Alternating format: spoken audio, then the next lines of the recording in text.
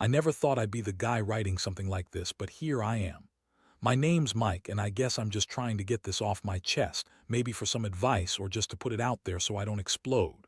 So let me start from the beginning. I met Lisa 5 years ago. She's smart, beautiful, and honestly, I thought she was perfect. We dated for a couple of years, got engaged, and then finally got married last summer. Everyone said we were the perfect couple, happy, young, successful. The wedding was a big deal. We had everyone we knew there, family, friends, all celebrating. It looked like a dream wedding. But from the start, I had some nagging doubts. Nothing huge, just little things. Lisa started acting a little different after we got back from our honeymoon. She'd be secretive about her phone. I'd catch her deleting texts or hiding her screen when I walked into the room. She'd brush me off when I asked about where she was or who she was talking to. She'd get defensive if I asked her to be more transparent.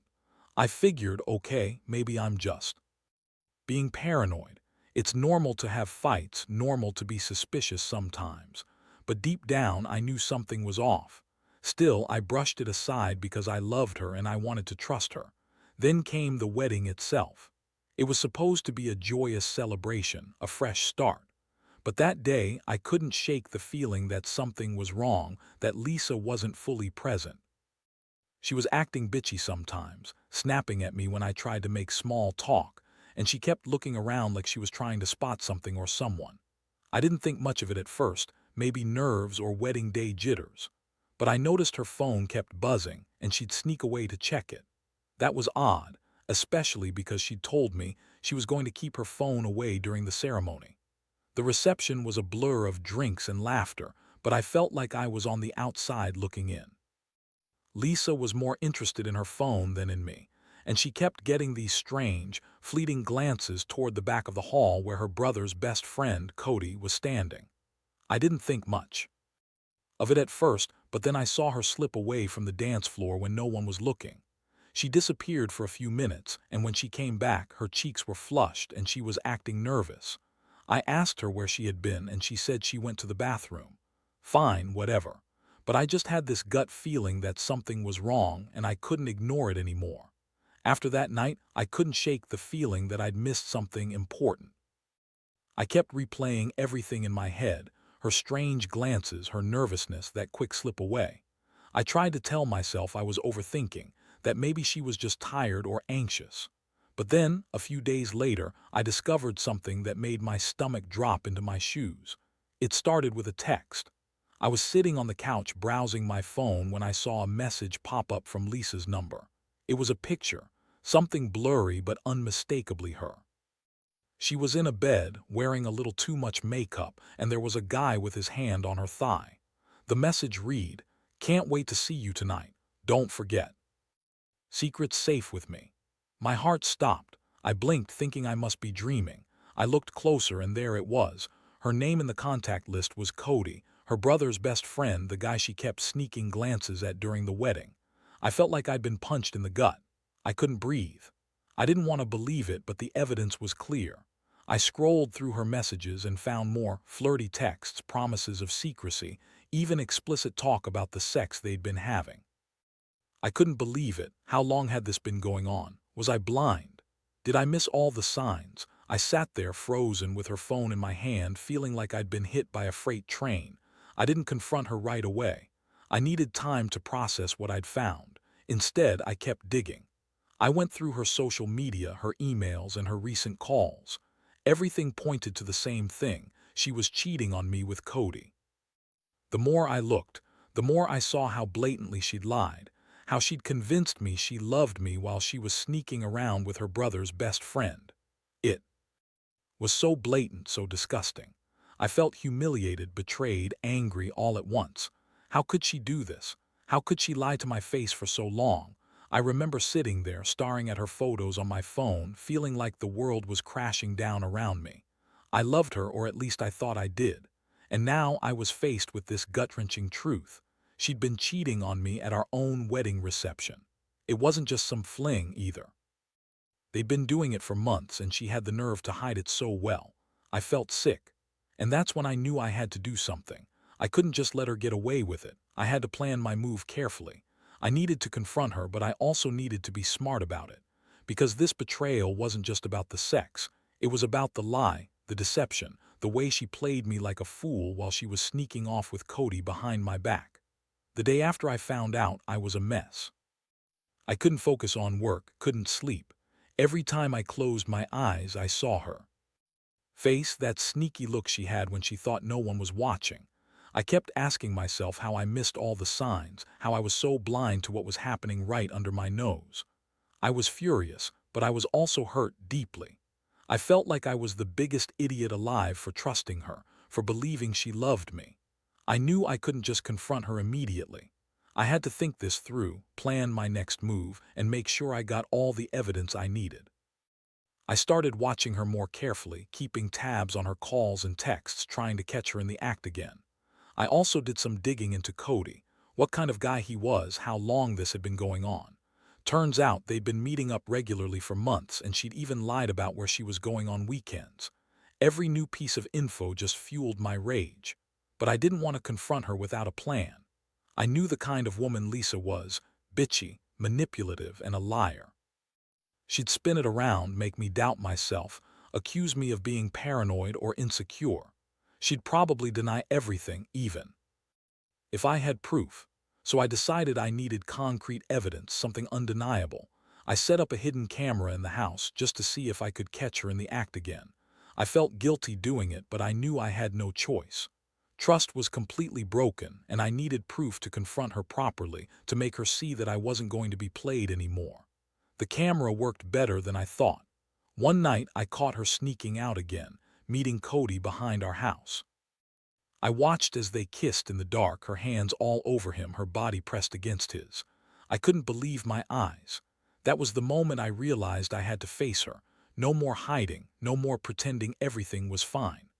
I waited for her to come back from her secret rendezvous, and when she finally did, I was waiting in the living room, cold and ready. I looked her straight in the eyes and told her I knew everything, about Cody, about all the lies. Her face twisted into that bitchy smirk she always wore when she thought she was winning an argument. "Oh, Mike," she said, rolling her eyes, "you're overreacting, you're paranoid, there's no proof, you're just imagining things." But I had the evidence now. My phone had everything time-stamped, clear as day. I told her she could lie all she wanted, but she wasn't getting away with it anymore. I was done being the fool. That's when she finally cracked and started screaming, saying how I never paid enough attention, how she was just bored, and that Cody was just some guy she met at a bar who was better in bed than I ever was. Honestly, I was so furious I could barely speak. I told her she was a manipulative, lying bitch, and I was done. Done with her, done with the lies, done with the whole damn charade. That was the night everything changed. I knew I had to decide what to do next, but one thing was clear. I wasn't going to stay with her after finding out she cheated on me at our wedding. No way. I deserved better than that. I deserved honesty, respect, and someone who wouldn't treat me like a joke. And if she thought she was going to keep lying and sneaking around, she was dead wrong. This was just the beginning of my plan to get her out of my life for good. After that confrontation, I knew I had to act fast. I couldn't just sit around feeling angry and hurt. I needed a plan to get her out, to make her realize that she couldn't keep treating me like a fool. I decided I'd give her one last chance to come clean, but I also prepared for the worst, because I knew Lisa was a manipulative bitch who could spin anything in her favor. I wanted her to know I was serious, but I also had to be smart about it. I arranged to have a serious talk the next day, when I knew she would be home alone. I wanted her to see I wasn't going to back down, that I knew everything she'd been doing. When she came into the house that evening, she was all smiles, acting like nothing had happened. She threw her arms around me, trying to play the innocent victim, but I wasn't having any of it. I looked her right in the eyes and told her I knew about the affair with Cody. I told her I'd seen the proof, that I'd been spying on her and got everything on camera. Her face changed. Her bitchy smirk disappeared for a second, replaced by a flicker of panic. She started to deny everything, of course. Said I was crazy, that I'd misunderstood, or that I was just jealous. Typical. She threw out excuses fast, said she was bored, that Cody was just some guy she met at a bar, that she didn't mean for it to go this far. She tried to make me feel guilty, saying I wasn't paying enough attention, that I was neglecting her. She even had the nerve to cry a little, trying to turn it around like she was the victim. But I wasn't buying it anymore. I told her I didn't want her lies, that I deserved honesty, that I knew she'd been lying right to my face for months. That's when she got even bitchier, saying I was just insecure and that I was overreacting. She argued, yelled, threw tantrums, but I held my ground. I told her she'd ruined everything, our marriage, my trust, and that I wasn't going to stay with a woman who cheated on me at my own wedding. I made it clear I was done, that I was going to give her a choice. She could pack her bags and leave, or I'd make her leave. I wasn't going to be played anymore. She tried to guilt-trip me, saying I was overreacting, that I was insecure, that I was controlling.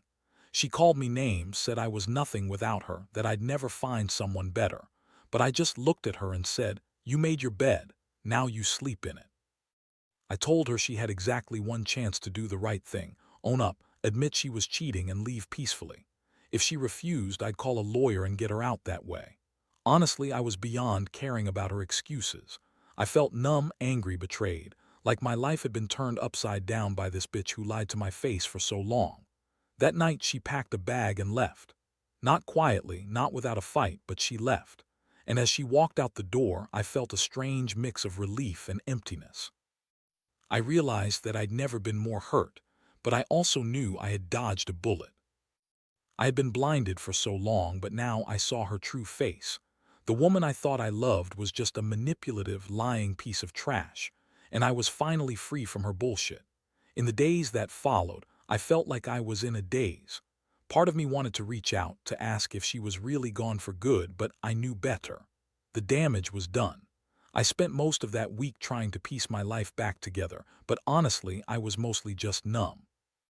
I kept replaying everything in my head: the wedding, her lies, the affair with Cody.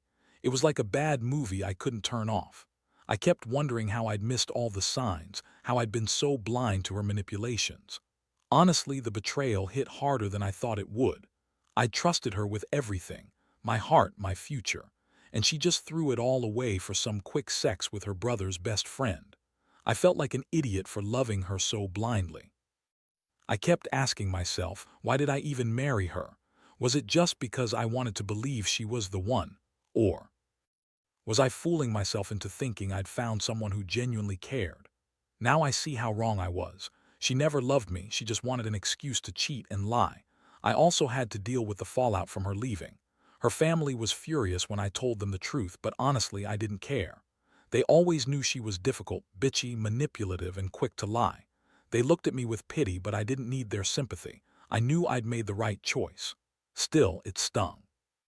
I lost my wife, my trust, and what I thought was my future, all because she decided to cheat on me and lie to my face at what should have been the happiest day of my life. At first, I felt angry, so damn angry I wanted to break something. But then, strangely, I started to feel a strange sense of relief. I was finally free from her bullshit. I didn't have to wake up every day wondering if she was sneaking around, lying to me, playing me for a fool. For the first time in months, I could breathe without that cloud of suspicion hanging over me. I also realized that I'd have to rebuild myself from this mess. Get my head straight, get a new place, maybe even start dating again someday, though right now that felt like a distant dream. What really struck me was how much I'd been blinded by love. I saw how she'd used her charm, her bitchy attitude, her lies to keep me hooked. I felt stupid for trusting her, for thinking she really loved me. That's what hurt the most, knowing she'd been manipulative all along. I kept telling myself I deserved better, that I wouldn't let her manipulation happen again. I also learned a big lesson: never ignore the red flags, and never let someone cheat and lie without consequences. I knew I'd be better off alone than with someone who treats love like a game. And honestly, I've started to focus on myself now. I've been working out, talking to friends, trying to rebuild confidence I thought I'd lost. It's not easy, but I know one thing for sure: I'll never let myself be blind again. I'll watch for the signs, protect my heart, and never ignore what my gut is telling me. Because if you stay quiet and rationalize things, you end up getting hurt worse in the end. I guess this whole nightmare has taught me that sometimes The best revenge is simply walking away and rebuilding your life better than before. Looking back now, I realize I've come a long way from that shattered guy who found out about his wife's affair at our wedding reception. It's been a brutal, eye-opening experience, but honestly, I don't regret it because it forced me to see the truth about her, about myself, and what I deserve in a partner. I learned that no matter how much you love someone, if they're capable of lying and cheating behind your back, that love is meaningless. Trust is everything, and once it's broken, it's almost impossible to rebuild. I also learned that revenge, in a way, is about taking back control. I didn't go out looking for payback. I just refused to let her manipulate me anymore. I took what she tried to destroy, my self-worth, my trust, and I turned it into a reason to move on. I don't hate her, not anymore. I just feel sorry for the person she is, someone so consumed by her own lies that she'd ruin everything good in her life, including her. Marriage, now I focus on myself. I've started going out more, reconnecting with friends, and opening my eyes to new possibilities. My life is far from perfect, but it's mine again. I've learned that real strength isn't just about holding it together when things are bad. It's about having the courage to walk away from what's toxic and to rebuild better. To anyone out there going through something similar, trust your instincts. Don't ignore the red flags. If someone is lying, sneaking, or cheating, your happiness and self-respect are worth more than staying silent or trying to fix what's broken. Because at the end of the day, the only person you truly have to answer to is yourself. And if you're honest with yourself, you'll find that walking away sometimes is the best way to reclaim your life and get your peace back.